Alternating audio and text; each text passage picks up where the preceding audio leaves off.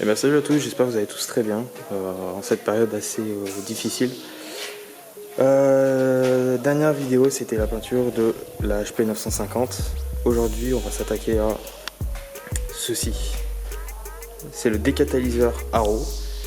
Normalement, il y a le décatalyseur qui va remplacer donc, le catalyseur qui est à cette partie-là. Cette grosse marmite, en gros. Pour faire qu'un seul tube, et aussi normalement dans la boîte que j'avais commandé il y avait aussi le suppresseur de la valve qui est normalement par là pour éviter justement qu'elle se ferme et des erreurs éventuelles au niveau du tableau de bord. Donc on va voir ça si tout est dedans déjà, parce que c'est une très bonne question.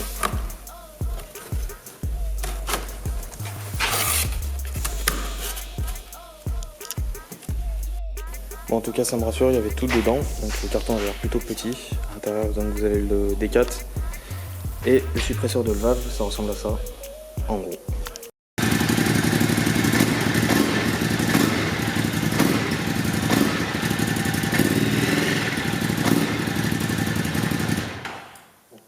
Alors sur la moto que je vous montre rapidement, la valve elle est, c'est ça.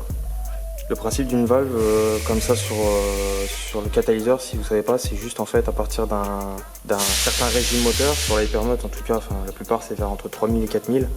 Ça vous fait vraiment en fait une sorte de blocage pour réduire le son qui est émis de la moto. Le but va être de décrocher ça, donc ce câble qui est là, tout simplement. Mais par contre, il faudrait trouver où le câble est connecté exactement au niveau par là. Donc je vais m'amuser à chercher. Ça c'est juste une prise USB que j'ai rajoutée pour brancher le téléphone. Ça normalement c'est enroulé autour comme ça. Vous avez un petit cocher juste là que vous baissez, en gros tout simplement, que je trouve. Allez. Vous voyez, ça baisse. Bon, vous voyez pas, ça fait pas à jour, mais ça baisse, croyez-moi. Avec un petit tournevis, vous enlevez donc le câble. Automatiquement, hop, ça vous enlève ça, en gros.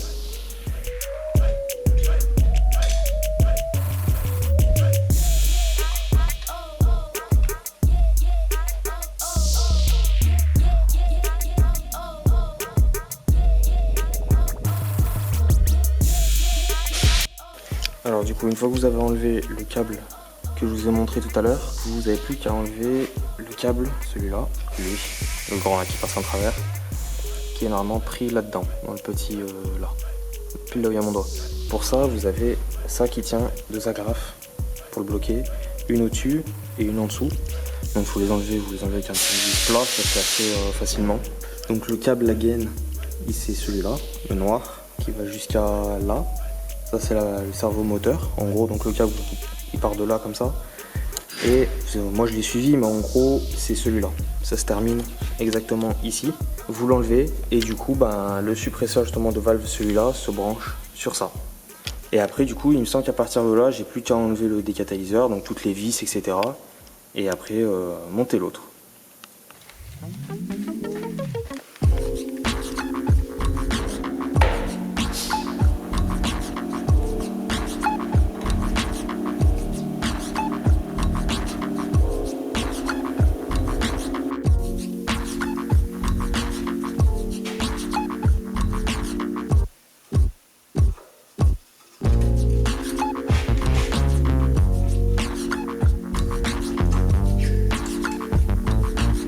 Donc après, comme vous avez vu, il faut enlever les deux ressorts qui sont là, qui maintiennent les pots.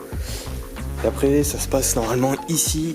Vous avez la vis qui tient le pot d'échappement bas.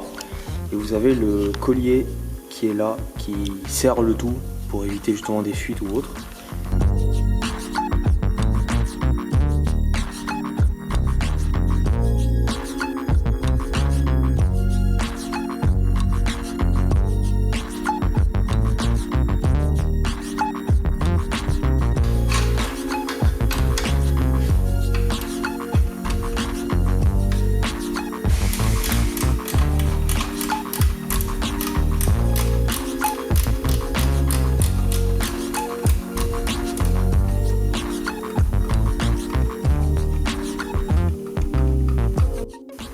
Bon bah maintenant que les vis de l'autre côté c'est tout enlevé, on n'a plus qu'à enlever du coup le catalyseur.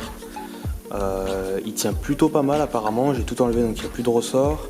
De l'autre côté j'ai enlevé le collier que vous voyez là pile au milieu de l'écran et la vis comme vous avez vu, donc normalement il devrait venir tout seul. Bon ça force un peu parce que tout est fait pile poil, mais je vous reprends juste après que j'ai enlevé ça.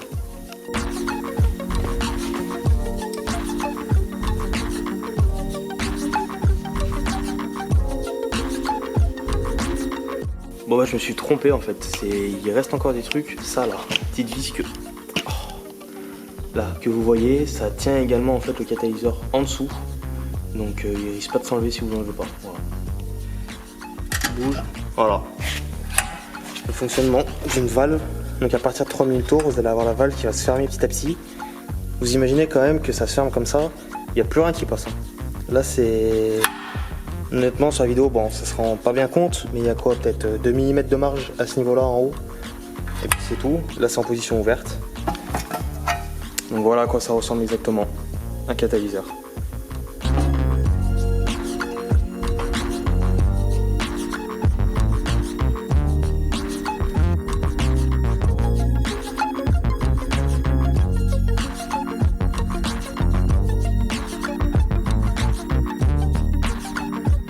Donc voilà, maintenant fini, je vais la démarrer pour que vous puissiez écouter le son. La dernière fois j'avais pas tourné autour de la moto pour la peinture si jamais ça vous intéresse. Elle est là.